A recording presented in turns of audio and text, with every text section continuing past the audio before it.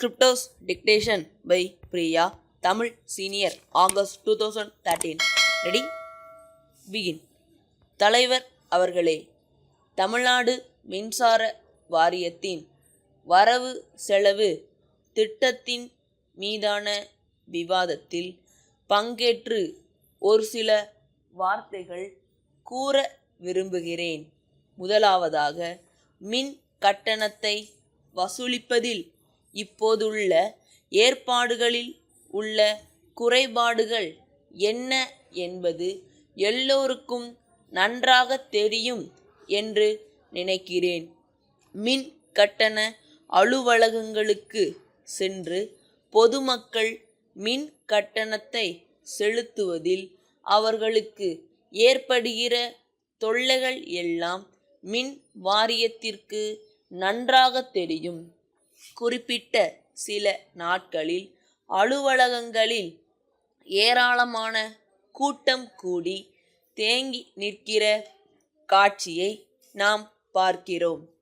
இந்த குறைபாட்டை நீக்க நகராட்சிகளில் வரி வசூலிப்பவர்கள் இருப்பதைப் போல மின் வாரியத்திலும் வரி வசூலிப்பவர்கள் பதவியை ஏற்படுத்தி அவர்கள் வரியை வசூலிப்பதை போல இவர்கள் வீடுதோறும் சென்று மின் கட்டணத்தை வசூல் செய்ய கூடிய நிலைமையை உருவாக்க வேண்டும். அப்படி செய்தால் பொதுமக்களுக்கு தொல்லைகள் குறைவதோடு பல பேருக்கு வேலை வாய்ப்பையும் உண்டாக்கும் என்று தெரிவித்துக் கொள்ளுகிறேன். ஆகவே இது குறித்து அரசு விரைவாக பரிசீலனை செய்ய வேண்டும். அடுத்து, கல்வித்துறையில் நான் இருப்பதால் அது குறித்த ஒரு கோரிக்கையை விடுக்க விரும்புகிறேன். கல்வித்துறையில் முறைசாரா கல்வி திட்டம் என்று நடைபெறுகிறது என்பது நமக்கு தெரியும். இது ஒரு நல்ல வாய்ப்பு என்பதை எல்லோரும் ஏற்றுக்கொள்வார்கள். பள்ளிக்கு சென்று படிக்க வாய்ப்பு இல்லாத இளைஞர்களும் முதியவர்களும் இரவு பள்ளிக்கு சென்று படிக்கக்கூடிய ஏற்பாடுகளை முறைசாரா கல்வி திட்டத்தின் மூலம் அரசு செய்திருக்கிறது.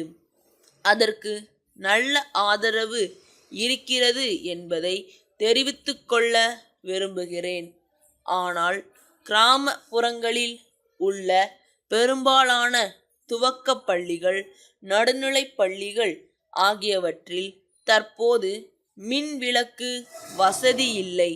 மண்ணெண்ணெய் விளக்கின் ஒளியில் பாடம் நடத்தப்படுகிறது. இதனால் திட்டத்திற்கு சரியான கவர்ச்சி இல்லை. ஆகையால் என்னுடைய கருத்து ஒன்றை சொல்ல விரும்புகிறேன். குடிசைகளுக்கு ஒரு விளக்கு என்கிற ஒரு திட்டத்தை மின்சார வாரியம் வைத்திருக்கிறது.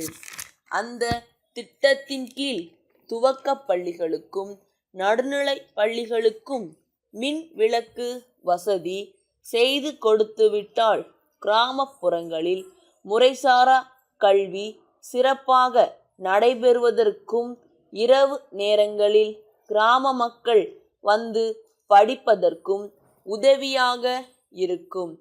ஆகவே இது குறித்து மின்சார வாரியம் பரிசீலனை செய்ய வேண்டுமென்று கேட்டுக்கொள்கிறேன்.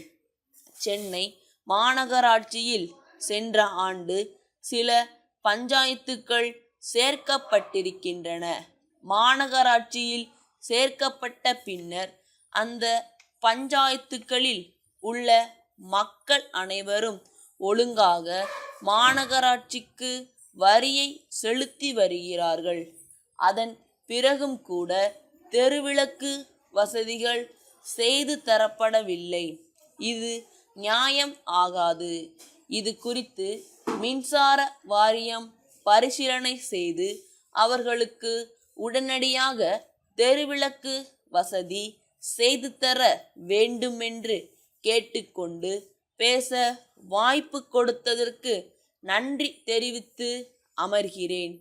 மும்பை அற்புத மர ஜாமான்கள் கூட்டமைப்பிடம் இருந்து அகமதாபாத் சிவாஜி நூலகத்திற்கு எழுதும் கடிதம் அன்புடையீர். தங்களுடைய 3ஆம் தேதியிட்ட கடிதம் வரப்பெற்றோம். தாங்கள் எங்களிடம் இருந்து 100 அற்புத மடக்கும் நாற்காலிகள் அனுப்புமாறு கேட்டுக்கொண்டு உள்ளீர்கள்.